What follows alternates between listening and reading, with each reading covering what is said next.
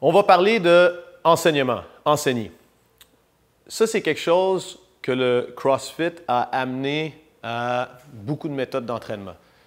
J'ai pendant très longtemps été coach en ski, en voile.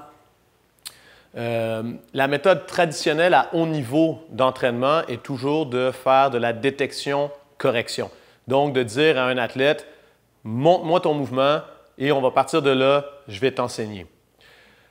Maintenant, ça peut fonctionner en situation de one-on-one, donc en situation de cours privé, sauf que comme dans le CrossFit ou dans les nouveaux types d'entraînement fonctionnel où est-ce qu'on est très souvent en situation de groupe, si on fonctionne de cette façon-là, on devient inefficace parce que si on dit à tout le monde, je vais vous regarder un par un votre mouvement, mais on divise, si on est 12 dans la classe, l'attention du coach en 12 et donc on n'est pas très efficace. Donc, le concept dont je vais vous parler, c'est de toujours commencer par enseigner.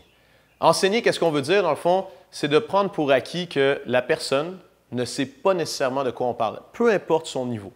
De prendre un thème, puis on va utiliser ce qu'on appelle des points de performance. Donc, les points de performance, dépendamment de ce que vous êtes comme background, ce que vous avez comme background en coaching, vont être différents. Donc, si on prend les points de performance de CrossFit versus les points de performance d'un gymnaste de l'équipe nationale ou d'un powerlifter, c'est sûr que ce ne sera pas exactement la même chose.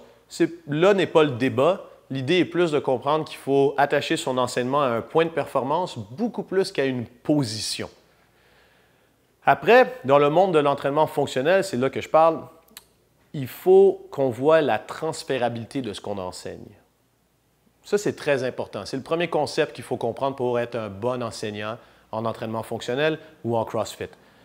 La transférabilité. Ce que je veux dire par là, c'est qu'il ne faut pas voir les mouvements comme un dead end, comme un cul-de-sac. Donc, exemple, voir l'arraché comme une finalité et c'est juste l'arraché. Exemple, dans l'arraché, on peut apprendre le concept de la courbe lombaire neutre, le concept d'ouvrir les hanches, et le concept de partir du sol et d'atterrir avec des épaules actives pour réceptionner la barre. Et ces concepts-là peuvent être transférés à beaucoup de choses. Les épaules actives, ça peut être en gymnastique, marcher sur les mains, se supporter sur les anneaux. La courbe lombaire neutre, ça peut être transféré après au deadlift, ça peut être transféré au overhead squat. Donc, vous voyez le principe. L'idée, c'est d'avoir des points de performance qu'on va pouvoir transférer d'un mouvement à l'autre. Pourquoi est-ce que je parle de ça? Parce que c'est très difficile, comme entraîneur, de démystifier qui on devrait écouter. Dès qu'on écoute un spécialiste, on a l'impression qu'il dit le contraire de l'autre spécialiste qu'on écoute. Je peux vous donner un exemple en haltérophilie. Si on regarde dans les 100 kg et plus, exemple chez les femmes, il va y avoir une méthode, une technique pour la première, pour la deuxième, puis pour la troisième. Alors que les trois sont première, deuxième et troisième au monde. Mais ils ont des techniques qui vont être différentes. Si les coachs s'assoient ensemble, dépendamment de leur background, si c'est un Bulgare, un Américain ou un Russe, ils vont avoir des vues différentes de comment est-ce qu'il faut que ça soit fait, des points de performance différents. Ça ne nous intéresse pas de débattre qui a raison. Ce qui nous intéresse, c'est de comprendre le point de performance qui est commun à ces trois lifters-là et comment est-ce que je peux utiliser ce point-là en gymnastique et en monostructural. Donc, je vais utiliser un démo pour vous démontrer ce dont je veux parler. Donc, j'ai demandé à Mike de venir démontrer les épaules actives. On va parler de ce concept-là. Donc, si je demande à Mike de mettre la barre au-dessus de sa tête et d'avoir une rotation externe des épaules, donc je vois ses aisselles vers l'avant, ses bras sont bloqués, donc ses coudes sont bloqués et pointent vers le bas, et activement, il essaye de pousser contre la charge virtuelle en ce moment qui est au-dessus de sa tête. Ça serait la méthode qui est la plus transférable. Est-ce que c'est la seule façon de faire un snatch? Absolument pas. Si je demande à Mike qui a un très bon snatch, 125 kg et plus des poussières, ou 275 livres, il va rattraper la barre avec une légère rotation interne de l'épaule et ça va protéger son coude parce que, comme moi, il est master, il faut qu'il fasse attention à ses articulations. Et ça, ce n'est pas une faute. Par contre, cette position-là ne transfère pas à faire du bench press. Fait une rotation interne ou un push-up. Donc, c'est une position qui est spécialiste seulement pour le snatch. Alors que si on retourne dans la position de base pour les débutants intermédiaires, où est-ce qu'on a une rotation externe, si on s'en va dans la position du press Ou, imaginez-le, la tête en bas, il serait en handstand push-up, ça fonctionne. La position du bench ou du push-up, ça fonctionne. S'il met les mains dans les poches, la position d'un dip, genre, ça serait la même chose. Donc, c'est pour ça qu'on utilise des positions pour les débutants et les intermédiaires qui vont être transférables. Si je corrige la position de mon athlète, qui ne serait pas Mike dans ce moment-ci, qui débute avec une rotation externe, la personne n'a pas besoin d'avoir conscience que c'est seulement pour l'arracher.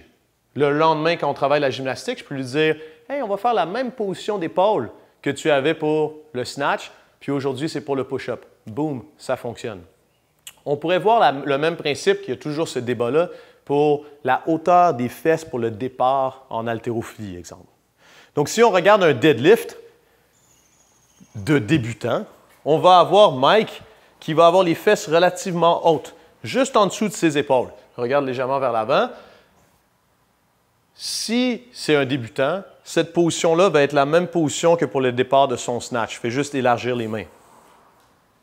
S'il enlève la barre, puis qu'il se redresse un tout petit peu, il serait prêt à faire un saut sur une boîte.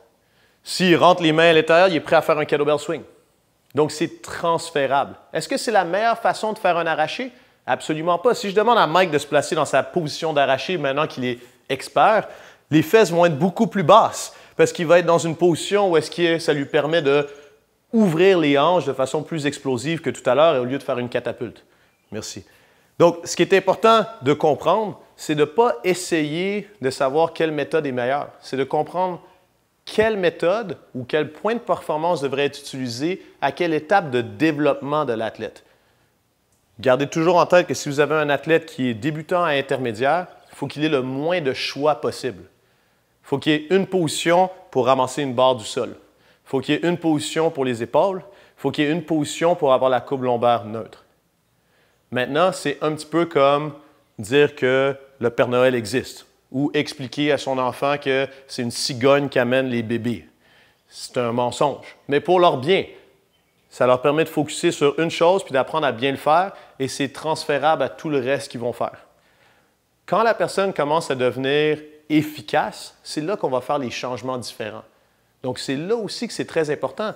Si j'ai Mike dans mon cours et qu'il décide de se mettre en position overhead avec les épaules légèrement tournées vers l'intérieur, il faut que j'arrive à savoir que Mike est au niveau où ça pourrait être une position plus idéale pour lui, pour justement protéger ses coudes, et qu'il a la force des épaules pour maintenir la barre au-dessus de la tête, et ça lui donne la mobilité nécessaire d'aller dans le fond du squat pour réceptionner son squat snatch. Donc, il ne faut pas être à l'inverse non plus et forcer Mike à rester débutant. Mais le concept bien important, tu peux relâcher ça, le concept bien important, c'est qu'on est tout le temps confronté à ça comme coach. YouTube existe. Il y a beaucoup de vidéos comme celui-ci qui existent. Et des fois, on a du mal à faire la part des choses entre est-ce que c'est un spécialiste qui parle pour un expert ou est-ce que c'est un généraliste qui parle pour introduire les gens. Rappelez-vous, il n'y en a pas un des deux qui a raison. C'est juste quand est-ce qu'il faut utiliser l'information pour le développement maximal de notre athlète. Maintenant qu'on a vu le concept de transférabilité, c'est important d'être capable de classer nos athlètes à un stade de développement. Donc, quand on a quelqu'un qui débute, et ce n'est pas nécessairement un débutant en sport, on parle d'un ancien joueur de la NBA qui vient pour apprendre à faire des arrachés. Il débute en haltérophilie, mais ce n'est pas un débutant comme athlète. Donc, ce n'est pas nécessairement le niveau général de l'athlète, on parle de son stade de développement par rapport au mouvement qu'on est en train de voir. Donc, quelqu'un qui est un ancien marathonien, qui commence à apprendre à faire de la gymnastique aux anneaux, c'est un débutant en anneaux. Quelqu'un qui est un gymnaste de très haut niveau, si on parle d'être sur les anneaux, c'est un expert, mais il serait débutant en course. Donc, quand on a quelqu'un qui est débutant, ce stade de développement-là est vraiment caractérisé par le fait que le coach a besoin de leur donner énormément de feedback. Il faut que vous ayez l'impression d'être un perroquet. Il va falloir répéter constamment, exemple pour l'arracher, que les mains doivent être assez larges pour que les bras restent tendus alors que la barre arrive au niveau des hanches. Vous allez avoir l'impression que votre athlète n'enregistre pas ce que vous dites. Ça vous indique qu'il est encore au niveau d'introduction. Ça vous indique que si on parle de transférabilité, il faut simplifier au maximum l'information qu'on lui donne et de vraiment, vraiment mentir en disant que le Père Noël existe et d'utiliser le point de performance qui va être transférable au plus de mouvements possible. Comment est-ce qu'on fait pour faire évoluer ou savoir que notre athlète commence à évoluer? C'est que dans un environnement contrôlé, l'athlète commence à être capable de faire le mouvement de la bonne façon. Un environnement contrôlé, qu'est-ce qu'on veut dire? On est dans la situation où est-ce qu'on vient de finir un warm-up général, puis on commence à faire le skill avec un bâton de bois. Puis notre athlète, quand on fait juste dire on va travailler le snatch, sait comment prendre la bonne prise. Il est capable de faire le hook grip ou crocheter, a la bonne hauteur de la barre. Là, on commence à se rendre compte, OK, dans un environnement contrôlé, quand la personne a le temps de penser, elle connaît comment faire le mouvement.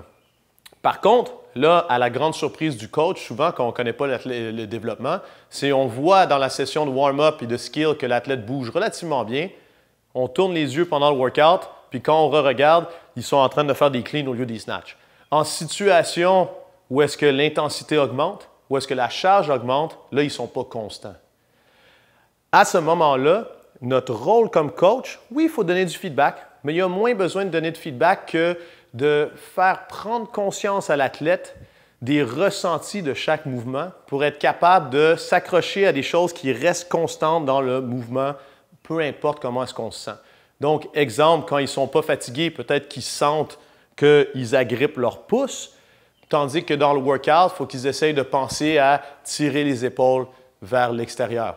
Mais il faut essayer de trouver quel est le point commun au mouvement, peu importe la sensation de l'athlète, pour qu'il puisse s'accrocher à ça. Quand on a l'athlète qui devient plus avancé, là, dans le fond, ce qu'il faut faire, c'est au niveau stratégie. Donc là, on a un athlète qui est capable de faire les workouts RX, qui, de temps en temps, peut même commencer à être un peu désabusé du cours de groupe, qui se dit genre, j'ai passé ce niveau-là, c'est un petit peu trop facile pour moi, il faudrait que je mette plus lourd. Là, ce qu'il faut faire, c'est de créer les automatismes qui vont lui permettre de le faire dans un état complètement de privation d'oxygène complète, donc pour être capable de pousser vraiment plus fort. Ce que je veux dire par là, c'est que peut-être que la personne est capable de faire le mouvement de façon RX, mais n'est pas capable de ne pas lâcher sa barre pour 10 répétitions. Donc, c'est de commencer à mettre l'athlète dans des situations qui vont le challenger mentalement, de donner des stratégies pour être capable de dépasser ça, parce que le mouvement en tant que tel, il commence à bien le maîtriser dans toutes les situations. Donc, j'espère que ça vous aide pour l'enseignement. Maintenant, on va commencer à voir comment mieux regarder le mouvement.